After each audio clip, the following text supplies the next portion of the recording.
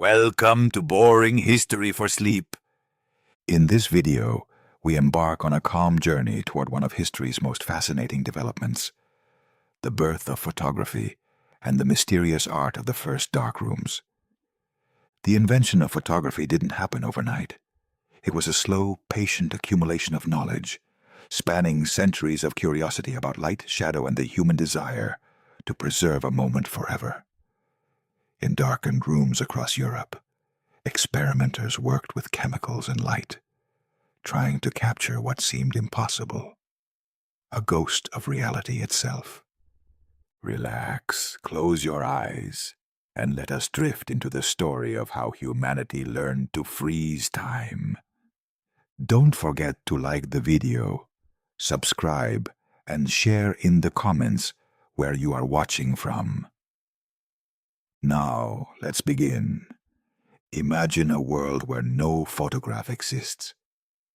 There are no family albums, no portraits, except those painted by artists. No way to see the face of someone far away, except through memory or description.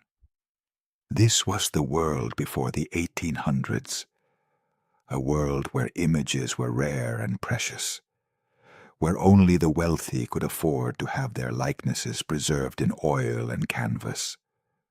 The face of a loved one, once they departed or traveled far, lived only in the mind's eye, growing softer and less distinct with each passing year.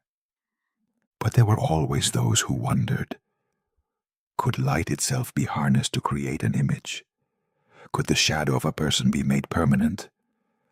The story begins not in the 19th century, but centuries earlier, in the quiet observations of scholars and natural philosophers. In ancient times, people noticed something peculiar. When sunlight passed through a small hole into a darkened room, it created an inverted image of the outside world on the opposite wall. This phenomenon, this play of light and shadow, became known as the camera obscura, Latin for dark room. Artists in the Renaissance used camera obscuras to help them draw more accurately. They would set up a tent or a specially designed box, allow light to enter through a tiny aperture, and trace the projected image onto paper. Leonardo da Vinci described it in his notebooks. So did Johannes Kepler. But these images were temporary, existing only as long as the light shone. When the sun moved or the candle was extinguished, the image vanished like a dream. The missing piece was permanence. How could you make the image stay? The answer lay in chemistry. But chemistry was still in its infancy. For centuries, alchemists and early scientists had noticed that certain substances changed when exposed to light.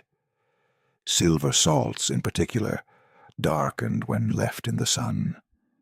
This was more than a curiosity, it was a clue. But transforming this observation into a practical method of capturing images required patience, experimentation, and often failure after failure in the darkness of countless rooms. Let us travel to France in the early 1800s. The air is different here, filled with the spirit of innovation that followed the tumultuous years of revolution and war. In a modest estate in the Burgundy region, a man named Nicéphore Niepce is experimenting. He is not young anymore. He is in his 50s, and he has already tried his hand at various inventions. But now, he is obsessed with a particular problem. Heliography, as he calls it, sunwriting. Niepce has been working with lithography, a printing process, but he lacks artistic skill. He wonders if he can let light do the drawing for him. In a room in his house, he coats a pewter plate with bitumen of Judea, a kind of asphalt that hardens when exposed to light. He places this plate inside a camera obscura and points it out of his window toward the courtyard and buildings of his estate. Now comes the waiting. This is not a quick process. The plate must sit there, exposed to the weak light filtering through the camera's lens, for hours. 8 hours, perhaps more. The sun moves slowly across the sky. Shadows shift. Inside the camera, invisible to the eye, something is happening. Where light strikes the bitumen, it gradually hardens. Where shadow falls, the bitumen remains soft. After many hours, Niepce removes the plate. He takes it to his workspace and washes it with lavender oil and petroleum. The soft bitumen dissolves away, leaving only the hardened areas.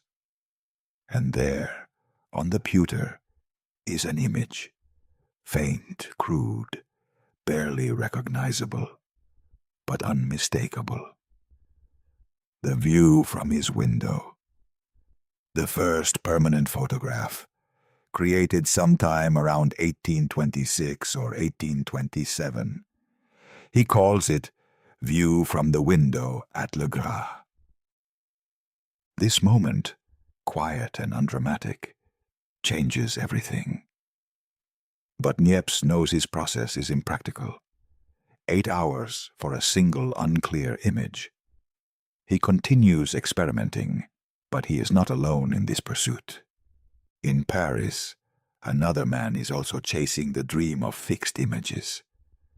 Louis Daguerre is a successful creator of dioramas, large theatrical displays that use painted scenery and controlled lighting to create spectacular illusions. He is familiar with camera obscuras. He uses them to sketch his scenes. But like Niepce, he wants more. He wants the image itself. Through a shared lensmaker, Niepce and Daguerre learn of each other's work. They begin a correspondence, then a partnership. Niepce is the more scientifically minded, Daguerre the showman and experimenter. Together they work on improving the process. But in 1833, Niepce dies, his work still incomplete, still largely unknown to the world. Daguerre continues alone. He abandons bitumen and experiments with silver-plated copper sheets. He exposes them to iodine vapor, which creates silver iodide on the surface, a compound sensitive to light. After exposure in a camera, he develops the latent image using heated mercury vapor. The mercury adheres to the areas exposed to light, creating a visible image. Finally, he fixes the image with a salt solution to prevent further darkening. The process is dangerous. Mercury vapor is toxic, but the results are extraordinary. Unlike Niepce's faint images, daguerreotypes are sharp, detailed, and beautiful. They capture reality with an accuracy that seems almost magical. And crucially, they require only minutes of exposure, not hours. In 1839, the French government purchases the rights to Daguerre's process and makes it freely available to the world. The announcement creates a sensation. Finally, anyone with the means and the knowledge could capture reality itself. But what was it like to actually do this? What was it like to step into those first dark rooms, to work with these chemicals, to coax an image from light and silver? To understand photography, we must enter the dark room ourselves, in our imagination, and spend a day there. We must slow down, be patient, and pay attention to every small detail. Because in those darkened spaces, every detail mattered, A speck of dust, a moment too long in the developer. A tremor of the hand could ruin hours of work. Let us prepare ourselves for that journey into the darkness, where ghosts were captured and light became memory. The morning begins before the sun is fully risen. In a small studio in Paris in the year 1842, a photographer prepares for the day's work. Let us call him Monsieur Leblanc. Though he could be any of the hundreds of daguerreotypists working in these early years. His studio occupies the top floor of a building, chosen for its large windows that face north. Northern light is softer, more consistent, better for the delicate work of portraiture. But before any portrait can be taken, there is the dark room. It is actually a small closet, barely large enough for one person to stand and work. No windows, of course. Light is the enemy here. The door seals tightly, and a heavy curtain hangs behind it for extra security. Inside, shelves hold bottles of chemicals, racks of copper plates, and the various tools of the trade. Monsieur Leblanc lights a single candle with a red glass shade. Daguerreotype plates are not sensitive to red light, so he can work by this dim crimson glow. The light casts strange shadows, making the small space feel even more mysterious and removed from the ordinary world. He takes a copper plate from the shelf. It is about 6 inches by 8 inches, highly polished on one side. This polishing is crucial. Any scratch, any imperfection will show in the final image. Some photographers spend hours polishing a single plate, rubbing it with increasingly fine abrasives until it shines like a mirror. This plate was polished yesterday. Now it must be sensitized. Monsieur Leblanc places it, silver side up, in a wooden box. Inside the box is a small dish of iodine crystals. He closes the lid. The iodine slowly sublimes, turning from solid to vapor, and this vapor reacts with the silver to form silver iodide. He watches the color of the plate change, visible through a small glass window in the box. The silver begins to take on a golden yellow hue. The timing must be just right. Too little iodine, and the plate will be insensitive. Too much, and the image will be poor. He has learned this through experience, through countless ruined plates and wasted days. Now, after 3 years of practice, he knows the exact shade of yellow that means readiness. After several minutes, the color is right. He removes the plate and places it in another box, this one containing bromine. The bromine vapor gives the plate additional sensitivity, making it react more quickly to light. The plate turns a rose color. Again, he must judge by eye when the process is complete. Now the plate is ready, but it is also extremely vulnerable. It must be used soon, within an hour or so, or it will lose its sensitivity, and it must be kept away from light until it is placed in the camera. He slides the plate into a wooden holder, a simple frame with a removable dark slide. This holder will fit into the back of his camera. Everything is ready. Leaving the dark room, he enters the main studio. The light here seems almost painful after the red dimness of the dark room, though in truth it is only ordinary daylight, filtered through gauze curtains. A client is expected soon for a portrait. While he waits, Monsieur Leblanc prepares the camera. It is a large box of wood and brass, mounted on a heavy tripod.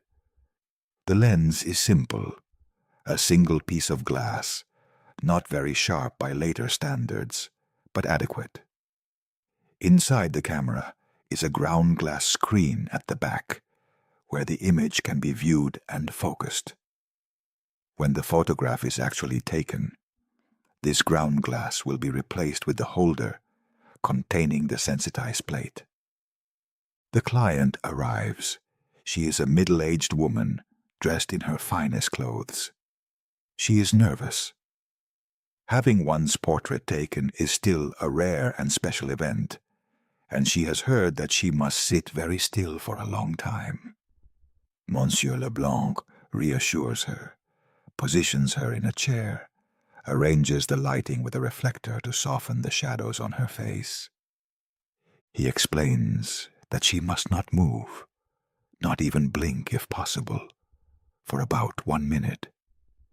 To help her stay still, there is a metal stand behind the chair, with a clamp that gently holds her head in place. It looks uncomfortable, and it is a little, but it is necessary. Any movement will blur the image, turn her into a ghost with multiple faces. Monsieur Leblanc disappears under a black cloth at the back of the camera. Peering at the ground glass, he sees her image, upside down and reversed. He adjusts the focus, moving the lens forward and back with a small knob. When the image is sharp, he notes the position. Now comes the critical moment. He removes the ground glass and slides in the plate holder. The dark slide is still in place, protecting the plate. He removes the lens cap, placing it on a nearby table. He tells the client to be ready. She takes a deep breath, fixes her eyes on a point on the wall, and becomes as still as a statue. He pulls out the dark slide. The plate is now exposed to the image projected by the lens. Light reflects from the client's face, her dress, the background, through the lens, and onto the silver iodide surface. Chemical changes begin immediately, though they are invisible. The image is latent, hidden, waiting to be revealed. Monsieur Leblanc counts silently. 1 minute, 60 seconds. It feels much longer. He watches the client, ready to extend the time if she is in shadow, to reduce it if the light is particularly bright. The light is good today, consistent. After 50 seconds, he judges it is enough. He slides the dark slide back into the holder, covering the plate. He replaces the lens cap. The client relaxes, blinking and moving her neck. She asks if it is done. Not yet, he explains. The image is on the plate, but it is invisible. It must be developed. Back to the dark room. Speed is important now, but so is care. He removes the plate from the holder and places it face down over a small box containing liquid mercury, heated by a spirit lamp. The temperature of the mercury must be just right, around 70 or 80 degrees Celsius. Too cool, and the development will be weak. Too hot, and the vapors might damage the image or become even more dangerous than they already are. He watches through a glass window as the mercury vapor rises and condenses on the plate. Where light struck the plate during exposure, mercury adheres to the silver iodide. Slowly, like magic, the image appears. The woman's face emerges from the blank silver. Her eyes, her dress, the background. It is always astonishing, this moment, no matter how many times he has done it. When the image is strong enough, he removes the plate from the mercury box. But it is still not stable. The unexposed silver iodide is still light-sensitive. If he were to take the plate into daylight now, it would quickly darken all over, obscuring the image. He washes the plate in a solution of sodium thiosulfate, also known as hypo. This dissolves the remaining silver iodide, leaving only the mercury-silver image. After a few minutes, he rinses the plate in clean water, then carefully dries it. Now it is permanent. Now it is finished. Holding the plate by its edges, he tilts it toward the red candlelight. The image is delicate, visible only at certain angles, like a mirror that has captured a moment. The woman's face looks back at him, frozen forever in silver and mercury, a ghost preserved in metal.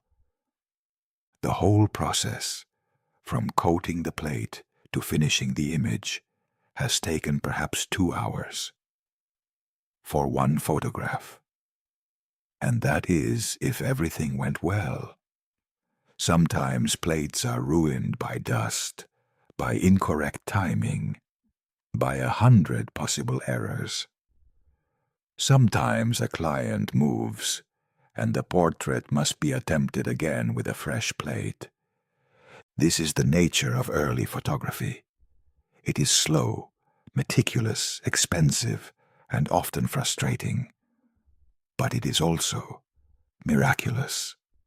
For the first time in human history, a perfect likeness can be created without artistic skill, without hours of painting. The camera and the chemicals do not lie, do not flatter. They simply record what is there. As the day continues, Monsieur Leblanc takes 3 more portraits. Each one requires the same careful preparation, the same patient waiting, the same anxious moments in the dark room, watching the image appear. By evening he is tired. His hands smell of chemicals. He has a slight headache from the mercury fumes, though he does not fully understand the danger they pose. That understanding will come later, too late for many daguerreotypists who suffer from mercury poisoning. He closes the studio, locks the door, and walks home through the Paris streets. In his pocket are 4 copper plates, 4 captured ghosts, 4 moments that will outlast the people in them. He does not think of it in such grand terms. For him, it is simply his work, his livelihood. But he is part of something larger, a quiet revolution in how humanity sees and remembers itself. There is something inherently ghostly about early photographs. This is not merely poetic language. The long exposure times, the chemical processes, the way light and shadow interacted with silver, created images that often looked more like apparitions than solid reality. People appeared translucent, blurred at the edges, sometimes doubled if they moved during exposure. Buildings stood sharp and clear, but the living things, the moving things, became ghosts. Let us consider a street scene from 1838. Louis Daguerre himself created it, one of the first photographs of Paris. The Boulevard du Temple, a busy street usually filled with carriages, pedestrians, and vendors. But in the photograph, the street appears almost deserted. The buildings are crisp and detailed. The trees are visible, though slightly blurred by the wind moving their branches. But where are the people? They are there, in a sense. They were there. But they moved. A person walking takes perhaps 10 or 20 seconds to pass through the frame. The exposure time was 10 minutes or more. That walking person registers on the plate for only a fraction of the total exposure, not long enough to leave a visible trace. They moved through the scene like ghosts, touching the plate with light so briefly they left no mark. But look closely, in the lower left of the image. There are 2 figures, faint but visible. A man standing on the sidewalk, and another man bent down, apparently shining the first man's shoes. They stayed still long enough to be captured. They are, unknowingly, the first human beings ever photographed. But they too have a ghostly quality, slightly transparent, like spirits visiting from another realm. This ghostliness was a problem for portrait photographers. Their clients wanted to see themselves rendered clearly, not as vague apparitions. But the human body is never entirely still. We breathe. Our chest rises and falls. Our eyes blink. Small muscles twitch. Over the course of a minute-long exposure, these tiny movements accumulated, softening details, blurring edges. Some photographers used metal head clamps, as we saw with Monsieur Leblanc, to minimize movement.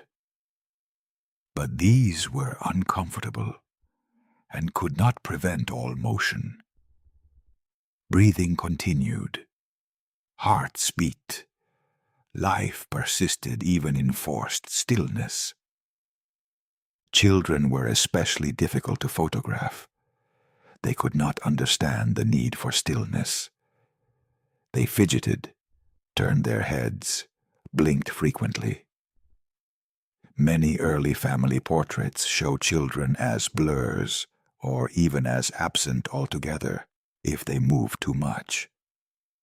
Some photographers developed a practice of photographing deceased children, a somber but practical solution. The dead were perfectly still and could be posed with open eyes painted on their closed lids, or held by family members.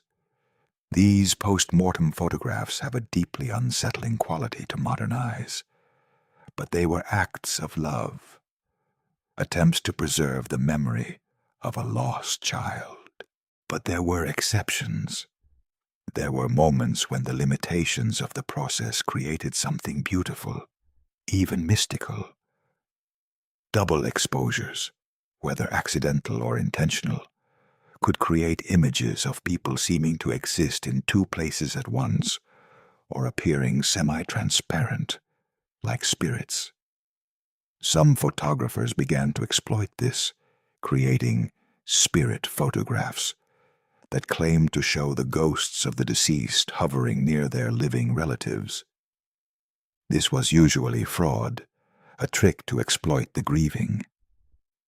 But it also spoke to something true about photography itself.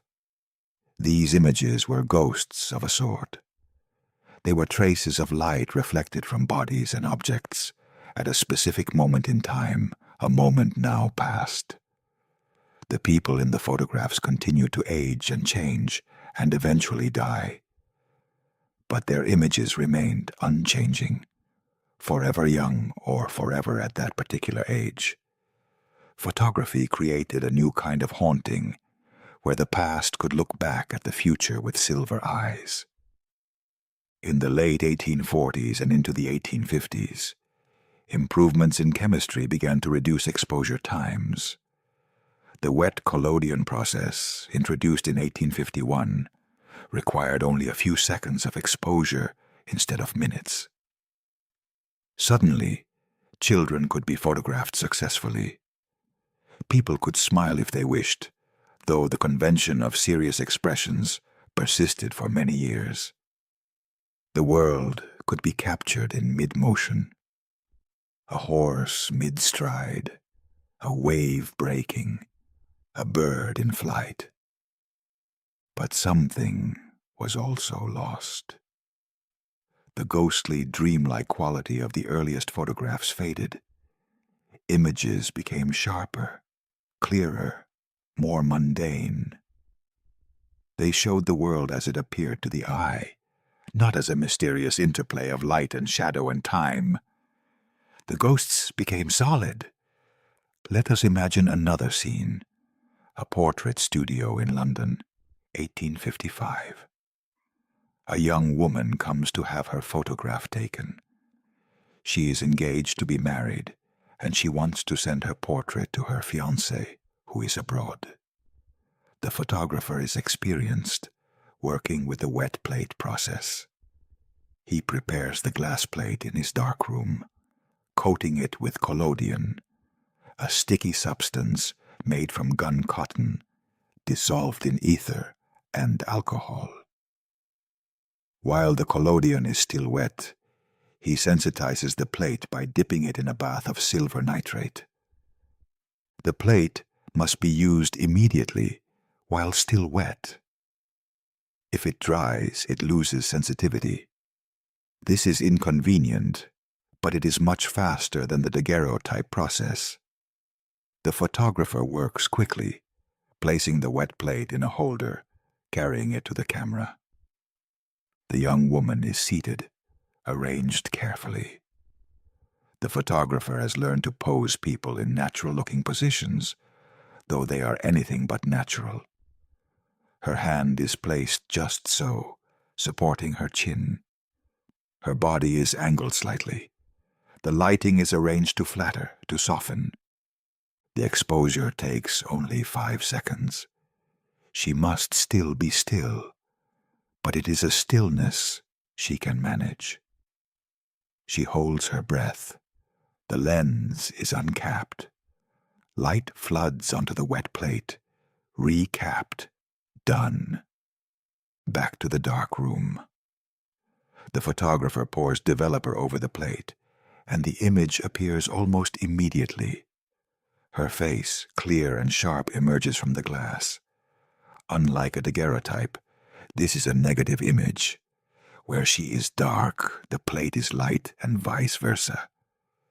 But from this negative, multiple positive prints can be made on paper, coated with light-sensitive chemicals. He washes the plate, fixes it, washes it again. Later he will make a contact print, pressing the negative against photographic paper and exposing it to light. The paper will darken where light passes through the clear parts of the negative, creating a positive image. This print can be pasted on a card, trimmed, and given to the client. The young woman receives her portrait a few days later. She looks at herself, captured on paper. It is strange to see oneself this way, with such accuracy. Mirrors show a reversed image, and besides, the self in a mirror is always in motion, adjusting, posing. But this photograph shows her as others see her, frozen, still, real. She sends it to her fiancé. Months later, far away, he holds the small card in his hands and looks at her face. They are separated by thousands of miles, but in this small piece of paper, she is present. Not as a ghost, not as a memory, but as an image solid enough to hold. This is the quiet miracle of photography. It collapses distance and time. It makes the absent present, the past, visible. And though the early photographs had their ghostly quality, this power of presence only grew stronger as the medium developed. By the 1860s, photography was becoming common. Studios opened in every city, prices dropped. The carte de visite, a small photographic visiting card, became hugely popular. People collected them, traded them, created albums filled with faces. The faces of family, of friends, of celebrities, of strangers. What had been rare and precious became ordinary. And in becoming ordinary, it became even more powerful, because now everyone could participate. Not just the wealthy, not just the exceptional, but the everyday person could be preserved, could be remembered, could leave a trace. But we should not forget those earliest photographers, working in their dark rooms by candlelight, breathing mercury fumes, polishing copper plates, waiting for ghosts to appear in the silver. They were artists and scientists and craftsmen all at once. They were learning to see in a new way, to think about light and time and permanence differently than anyone had before. Their work was slow and difficult, and often dangerous. But it was also the beginning of something vast, a transformation in human consciousness that we are still living through today. Every photograph ever taken, from those early daguerreotypes to the billions of images created every day by digital cameras and smartphones, is part of the lineage they began. They taught us how to capture ghosts, and in doing so, changed what it means to remember, to see, and to be seen. The transformation happened quietly, over decades, in studios and darkrooms across the world. There was no single moment when everything changed, no dramatic announcement. But by the late 19th century, the world had become a different place. Not because of wars or political upheavals, but because of something far more subtle and pervasive. People could see themselves and others in a new way. Consider what this meant for ordinary families. Before photography, if you were not wealthy enough to commission a painted portrait, you had no image of your loved ones except in memory. When parents died, when children grew up and moved away, when lovers were separated, there was nothing to hold but memory, and memory fades. The exact curve of a smile, the particular shade of eyes, the way someone's hair fell across their forehead. These details softened and blurred over time, no matter how hard you tried to preserve them. Now, with photography, these details could be frozen forever. A mother could look at her daughter, married and living far away, and see her face as it was on her wedding day. A man could carry in his wallet a photograph of his wife, and in a moment of loneliness, take it out and remember not just her general appearance, but her exactly, precisely, as she looked that particular afternoon in the studio. This preservation of memory changed family relationships in subtle ways. Children could see what their grandparents looked like as young people. Future generations could look back and see the faces of ancestors they never met. The past became more concrete, more real, more present. But the change went deeper than simple preservation. Photography changed how people understood reality itself. Before photographs, if someone described a distant place, the pyramids of Egypt, the streets of Constantinople, the American wilderness, you had to imagine it based on paintings, drawings, or written descriptions. These were always filtered through the artist's style, the writer's choices, the limitations of skill and bias. Photographs seemed different. They seemed objective, truthful in a way that human-created images could never be. The camera did not interpret or embellish. It simply recorded what was there. Of course, this was never entirely true. Photographers made choices about framing, lighting, and subject.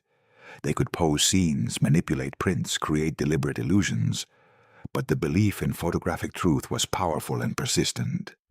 Governments and institutions quickly recognized the power of this apparent objectivity. Photographs were used to document criminals, creating the first mugshots. Police departments created photographic archives of known offenders, allowing them to track people across cities and years. The face became a form of identity in a new way. Scientists used photography to study things the naked eye could miss. By using very short exposures, they could freeze motion too fast to see, revealing how horses' legs actually moved during a gallop, how drops of liquid splashed, how expressions flickered across faces in fractions of a second. Photography extended human perception, allowing us to see what had always been invisible.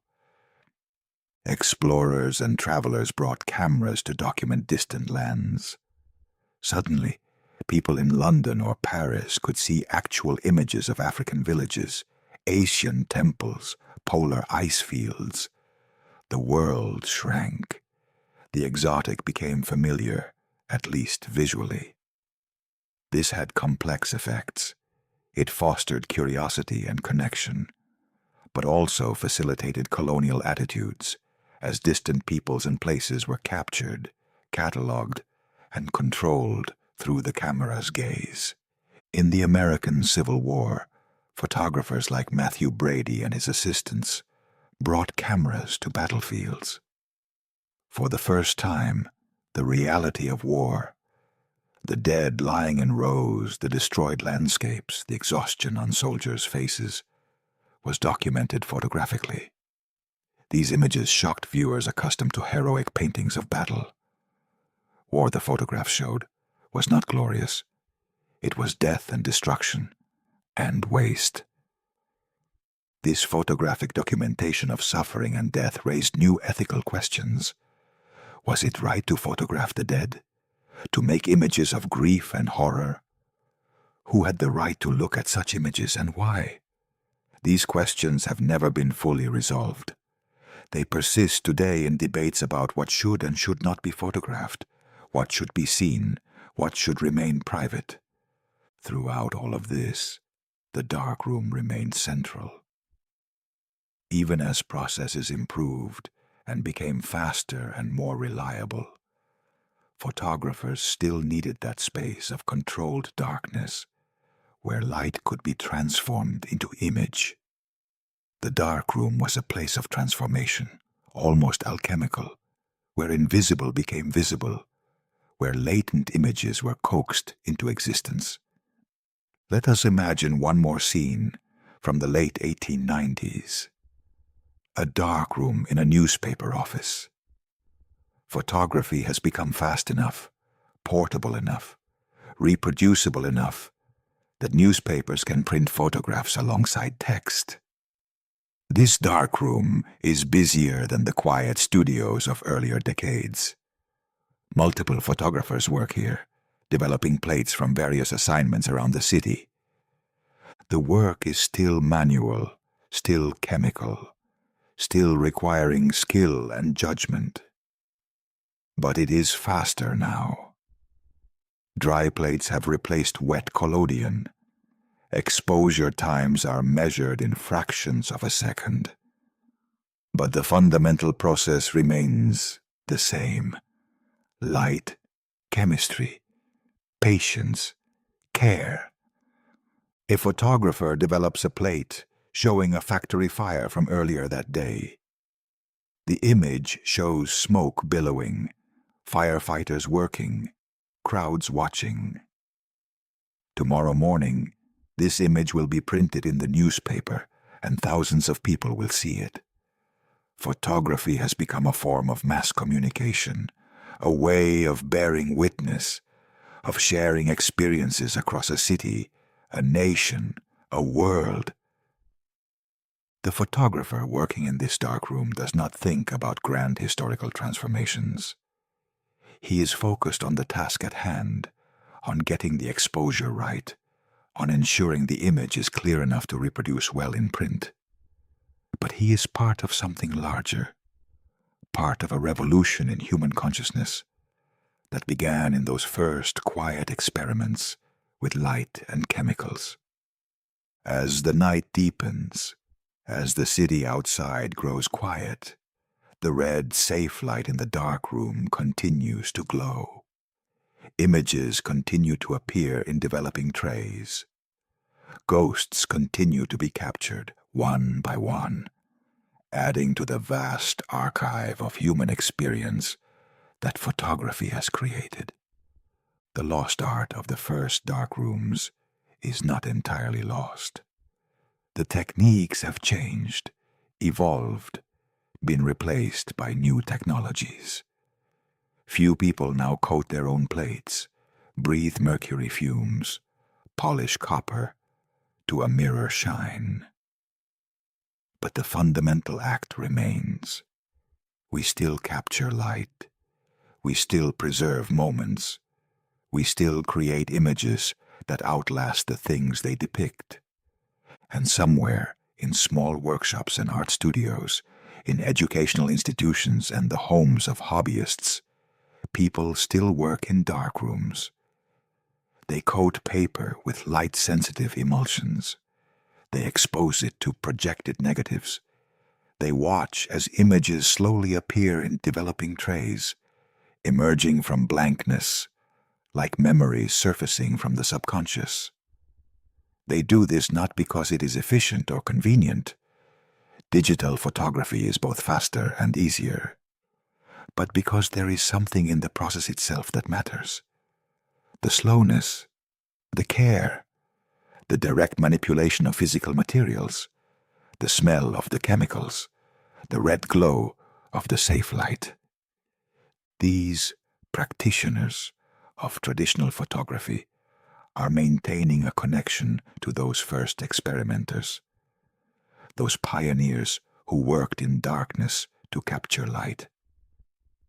They understand, perhaps better than those who only use digital cameras, what photography really is.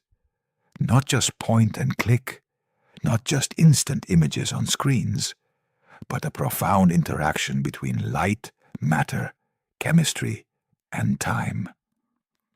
As we come to the end of our journey through the history of early photography and the first darkrooms, perhaps you are feeling sleepy.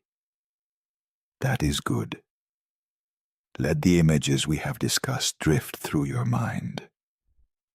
The view from Niepce's window, barely visible on pewter. The serious faces of daguerreotype portraits, held motionless by metal clamps. The ghostly figures on the Boulevard du Temple, the first humans ever photographed. The careful hands of photographers working in red-lit darkness, watching as faces and landscapes emerged from chemical baths. These people, the experimenters, the portrait photographers, the documentary photographers, the dark room technicians, were all engaged in the same fundamental task. They were trying to hold on to moments that would otherwise vanish. They were fighting against time and forgetting. They were capturing ghosts, and they succeeded. The images they created still exist, many of them, preserved in archives and museums and private collections. We can look at them and see people who lived 150, 175 years ago. We can see their faces, their clothes, their surroundings. We can glimpse their world. They left traces of light on silver and paper, and those traces remain. You too are part of this story.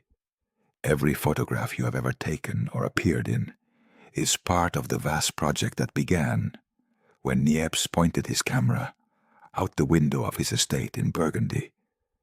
The tools have changed, the speed has increased, the ease has expanded, but the desire remains the same: to capture, to preserve, to remember, to say, this existed, this was real, this mattered.